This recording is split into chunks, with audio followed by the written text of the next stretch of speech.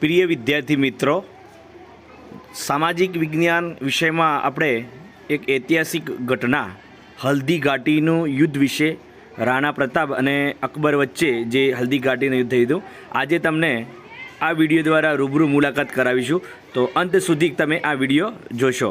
અહીં આપણે હલ્દી ઘાટી જતા ઉદયપુર જતા માર્ગમાં કેવા પ્રકારનો માર્ગ રહેલો છે એ પણ તમને વચમાં બતાવતા રહીશું। તો તમે આ વિડીયો પૂરો જોજો અને તે વિશે પૂરી જાણકારી લેજો। તો જોઈશું આપણે આ વિડીયો। તો હવે આજે તમે જોઈ રહ્યા છો એ હલ્દી ઘાટી તરફ જવાનો રસ્તો છે। તે આ રસ્તેથી આપણે હલ્દી ઘાટી તરફ જઈ શકીએ છીએ। ત્યારબાદ ત્યાં જઈ અને તમને હલ્દી ઘાટીના અંદર શું છે, કયા પ્રકારનું મ્યુઝિયમ છે તે વિશે પણ બતાવીશું। તેની ઐતિહાસિક કથાઓ પણ તમને વિડીયો દ્વારા રૂબરૂ કરાવીશું। તો મેં હલ્દી ઘાટીની જે મુલાકાત કરી છે તેના માટે તમને એ વિડીયો દ્વારા તમને માહિતી આપવાનો પ્રયાસ કરવામાં આવ્યો છે। તો અંત સુધી આ વિડીયો તમે જોજો। તો આપણે આ રસ્તેથી હલ્દી ઘાટી તરફ જઈ રહ્યા છીએ। વચમાં ગામડાનો ઇલાકો છે, ત્યાંથી આપણે પસાર થઈ રહ્યા છીએ। તો જઈ રહ્યા છીએ આપણે હલ્દી ઘાટી તરફ।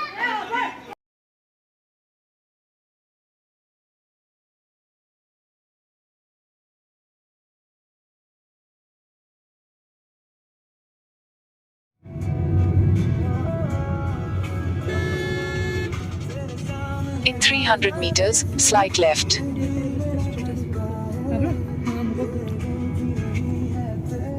બસ હવે આપણે હલ્દી ઘાટીના પહાડી પ્રદેશમાં પ્રવેશ કરી રહ્યા છીએ। સામે જે પર્વતો તમને દેખાય છે એ પર્વત વિસ્તાર જે છે પૂરો આ વિસ્તાર પર્વતથી ઘેરાયેલો છે। Take the next left. સામે જોઈ શકો છો બિલકુલ પહાડીના વચ્ચે થોડો રસ્તો ભયજનક જે છે, સિંગલ પટ્ટી જે છે, સાવચેતી પોતાની ગાડી લઈ જવાની હોય છે।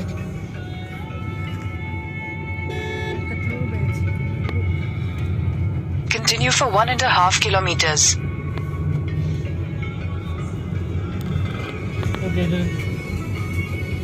કન્ટિન્યુ।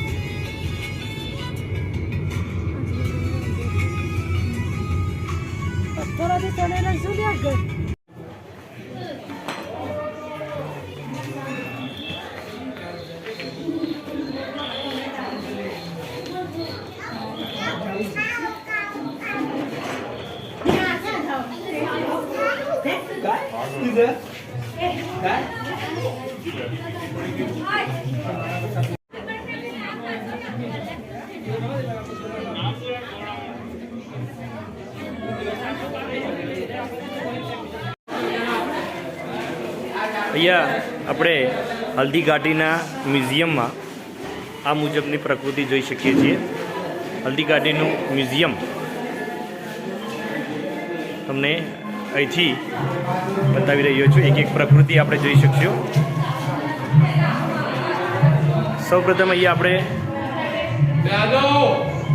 મહારાજા રાજસિંહ, મહારાણા ઉદયસિંહ, ત્યારબાદ મહારાણા સાંગા, મહારાણા સાંગરા જે સંગ્રામસિંહ નામે, ત્યારબાદ આ જે પ્રકૃતિ દેખાઈ રહી છે મહારાણા કુંભા, બપ્પા રાવલ, ત્યારબાદ ઉપરની આપણે હલ્દી ઘાટીનો પ્રકૃતિ આપણે અહીંયા જોઈ શકીએ છીએ।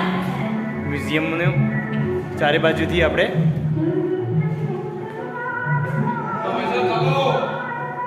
युद्ध हुआ जो बाद में रक्त तलाई के नाम से जाना गया। महाराणा प्रताप की सेना गोगुंदा से हल्दी घाटी पहुंची, जबकि सेनापति कुंवर मान सिंह जी जयपुर के नेतृत्व में मुगल सेना ने हल्दी घाटी के ठीक नीचे मैदान में अपना मोर्चा जमाया। मुगल सेना के हरावल दस्ते द्वारा घाटी में घुसपैठ करने के प्रयास की प्रतिक्रिया स्वरूप महाराणा प्रताप की सेना मुगलों पर टूट पड़ी। प्रताप के हरावल सैन्य दलों का नेतृत्व पठान हाकिम हासूर कर रहे थे।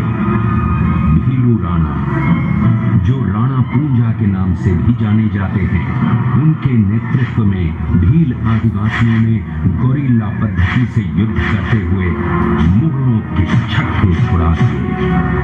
देखते ही देखते शाही सेना में खलबली मच गई। रक्त तलाई घोड़ों की टापों, हाथियों की चंगारों और तलवारों की झंकारों से गूंज उठी। युद्ध का घटनाक्रम अचानक उस समय बदल गया जब प्रताप ने अपने घोड़े चेतक को एड़ लगाकर मानसिंह के हाथी पर चढ़ा दिया और उस पर भाले से भरपूर वार किया। कुंवर मानसिंह जी ने अपना बचाव किया। हाथी से उतरते समय चेतक की एक टांग कट गई।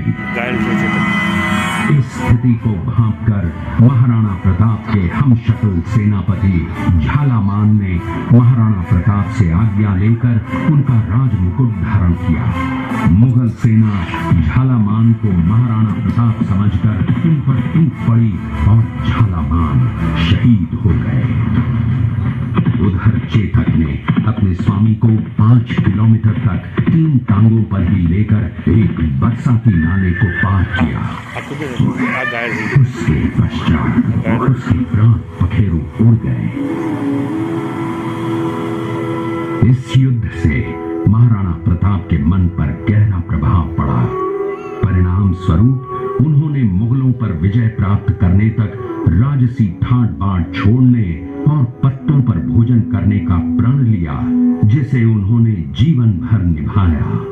महाराणा प्रताप ने अपना सैन्य बल बढ़ाकर सर्वप्रथम अरावली पर्वत की घाटियों में बसे दिवेर पर चढ़ाई कर विजय प्राप्त की। इसके बाद कुंभलगढ़ पर भी विजय प्राप्त की। सिर्फ चित्तौड़गढ़ को छोड़कर सारे मेवाड़ को अपने अधीन कर लिया।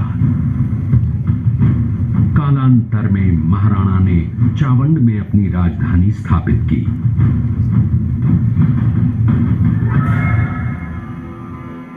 19 जनवरी 1597 को राणा प्रताप ने मात्र 57 वर्ष की आयु में इस संसार से प्रयाण किया।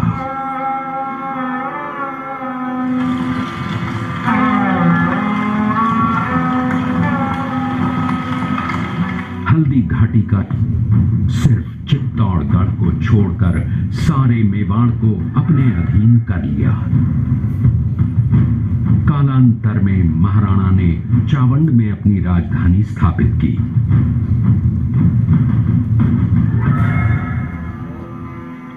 19 जनवरी 1597 को राणा प्रताप ने मात्र 57 वर्ष की आयु में इस संसार से प्रयाण किया।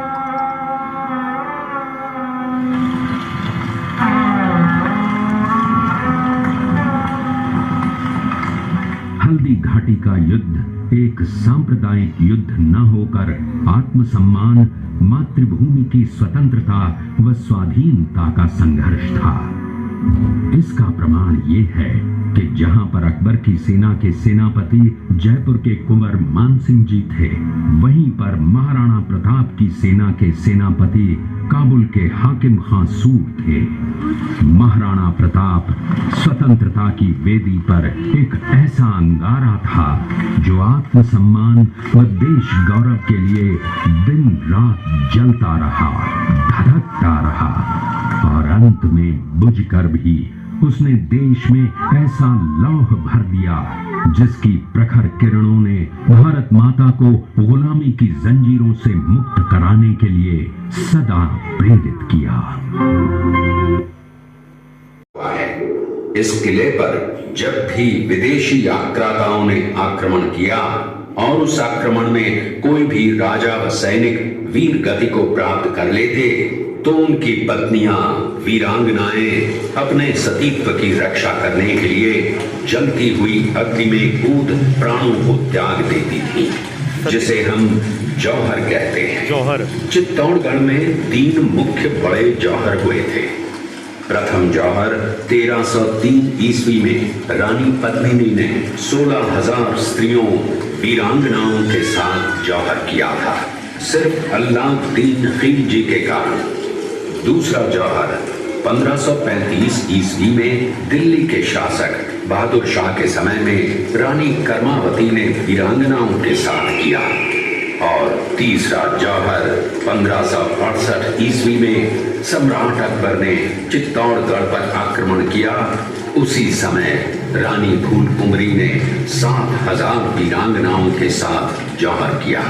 फिर भी सम्राट का मन नहीं भरा।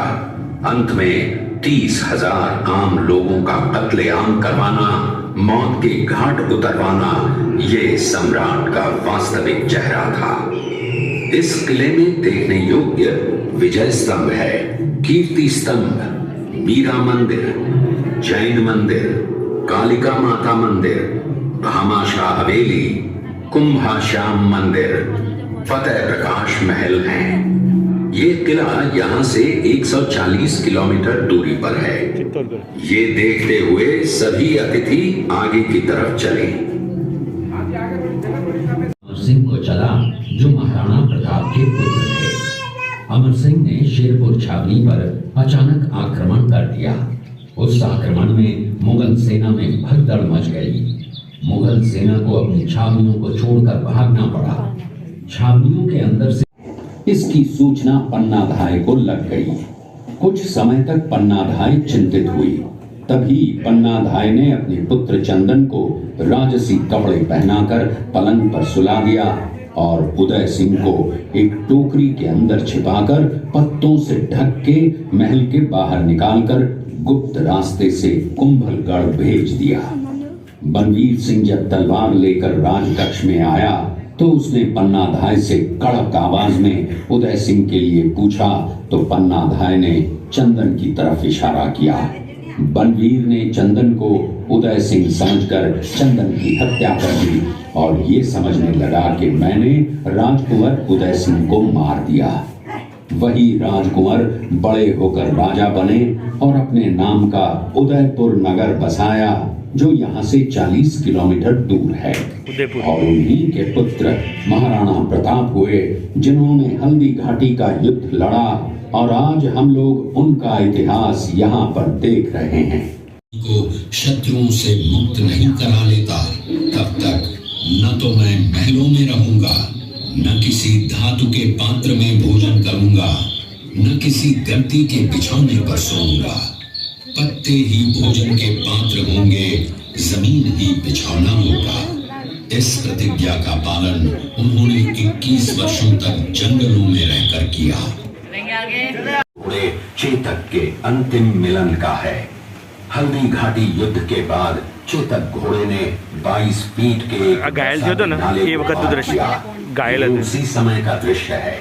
पास में खड़े महाराणा प्रताप के चेतक घोड़े जरा घायल थे त्यारे सिंह हैं जो पहले मुगल सेना में थे। बाद में वो महाराणा प्रताप की तरफ आए, माफी मांगी और अपना घोड़ा महाराणा प्रताप को दिया। ये देखते हुए सभी अतिथि आगे की तरफ चले। તમે જોઈ રહ્યા છો મહારાણા પ્રતાપના સેનાપતિઓ અહીંયા વીર વિલુરાણા પૂજ્યા, વીર પુરોહિત જગન્નાથ, કલ્યાણ પડિહાર, માનસી જવત, તારાચંદ, વીર પ્રધાન ભામાશાહ, યોદ્ધા પઠાણ હકીમ ખાં, ભીમસિંહ ડોડિયા,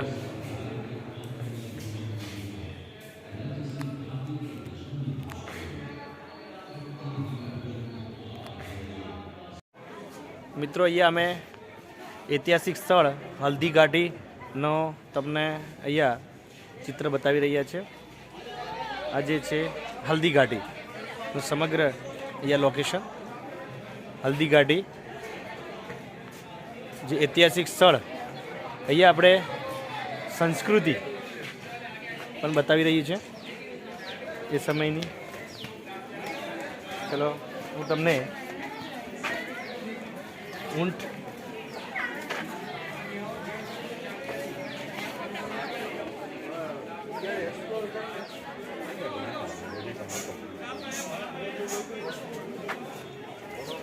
તમામ રાજસ્થાનની ચિત્ર બતાવતું અહીંયા બધું દ્રશ્ય છે। અહીંયા આપણે નજારો જોઈ રહ્યા છે હલ્દી ઘાટીનો અહીંયા પેલેસ જોઈ શકો છો. આ એક તળાવ જે છે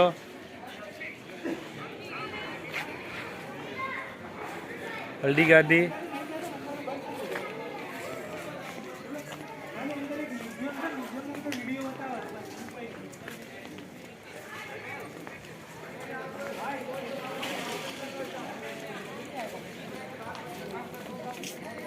રીતે જાણીતું છે હલ્દી ઘાટી.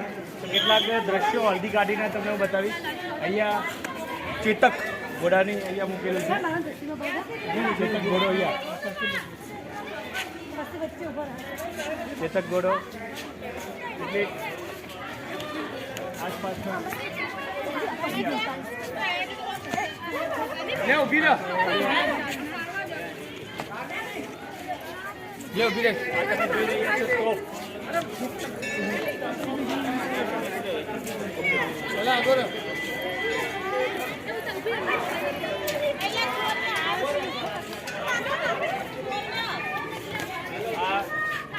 હલ્દી ઘાટીની મ્યુઝિયમની બહાર રાણા પ્રતાપના ચિત્રો મૂકેલા છે. પછી આપણે એક જોતા જઈશું. ચેતક ઘોડો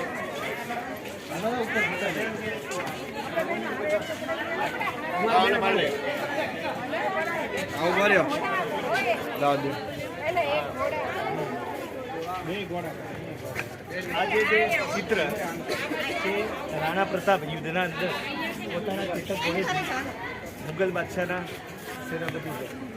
હું એનું આ ચિત્ર મૂકેલું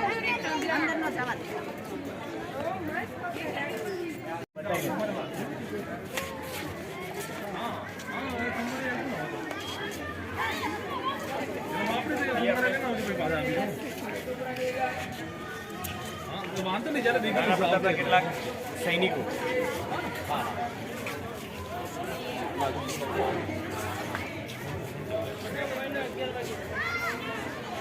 ચલો આપણે દીધું આગળ ઇધર થાવ. રાણા પ્રતાપ ફોટો લઈ લો. એની સમાધિ જે છે આ જોઈ શકીએ છીએ. હલ્દી ઘાટીના અંદર ચેતક ઘોડાની સમાધિ જે છે એનું સ્થળ જે છે.